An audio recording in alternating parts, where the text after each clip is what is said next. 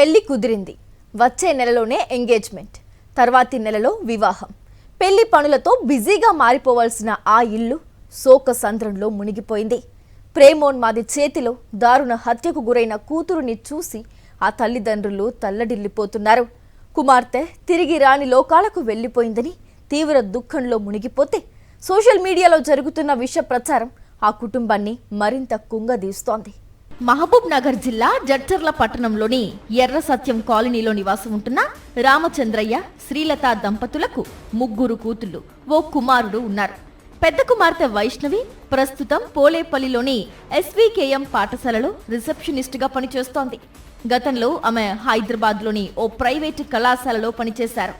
ఆ సమయంలో పరిచయమైన హైదరాబాద్కు చెందిన తేజ కొన్నాళ్లుగా ప్రేమ పేరుతో వెంటపడగా ఆమె అంగీకరించలేదు. ఇటీవలే వైష్ణవికి పెళ్లి సంబంధం కుదిరింది. ఈ విషయం తెలుసుకున్న తేజ ఆమెపై కక్ష పెంచుకున్నాడు. తనకు దక్కని ఆమె ఎవ్వరికీ దక్కకూడదన్న దురుద్దేశంతో చంపేందుకు ప్లాన్ చేసుకున్నాడు. పాఠశాల నుంచి తిరిగొస్తున్న వైష్ణవిని వెంబడించి వెంట తెచ్చుకున్న కత్తితో గొంతు కోశాడు. తీవ్ర రక్తస్రావంతో అక్కడికక్కడే కుప్పకూలిపోయింది బాధితురాలు. స్థానికులు ప్రభుత్వాసుపత్రికి తరలించిన అప్పటికే మృతి చెందినట్లు వైద్యులు నిర్ధారించారు. హత్య చేసి పారిపోతున్న తేజను స్థానికులు వెంబడించి నసరుల్లాబాద్ రోడ్డు వద్ద పట్టుకున్నారు. నిందితుడు చేతులు కట్టేసి బండరాళ్లతో దాడి చేశారు. తీవ్రంగా గాయపడ్డ తేజను పోలీసులు మహబూబ్ నగర్ ప్రభుత్వ జనరల్ ఆసుపత్రికి తరలించగా చికిత్స పొందుతూ చనిపోయాడు. స్థానికులు తేజను పట్టుకున్నప్పుడు వైష్ణవి తనను మోసం చేసిందని, ప్రేమ పేరిట డబ్బులు తీసుకుందని చెప్పాడు. ఇది కాస్త సోషల్ మీడియాలో వైరల్ గా మారింది. ఆ పాప ఎవరు? నన్ను 2 సంవత్సరాలు లవ్ చేసి అదే డబ్బులు మొత్తం నన్ను మోసం చేసి ప్రేమ పేరుతో వేధించి చంపేసి తప్పించుకోవటం కోసం తన అక్కపైనే తప్పుడు ప్రచారం చేశాడంటూ వైష్ణవి చెల్లి కన్నీరు మున్నీరుగా వినిపిస్తోంది.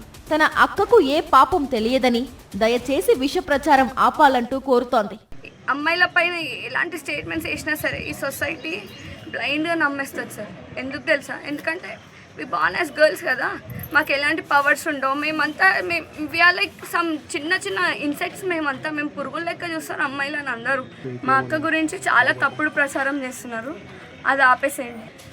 మా అక్క అంటే ఏంటో అందరికీ తెలుసు. మా అక్క కలీగ్స్కి తెలుసు, మా గల్లీలో తెలుసు, ఊర్లో వాళ్ళకి తెలుసు, అందరికీ తెలుసు. మరో 2 నెలల్లో పెళ్లి సందడితో ఉండాల్సిన ఇల్లు విషాదంతో నిండిపోయింది.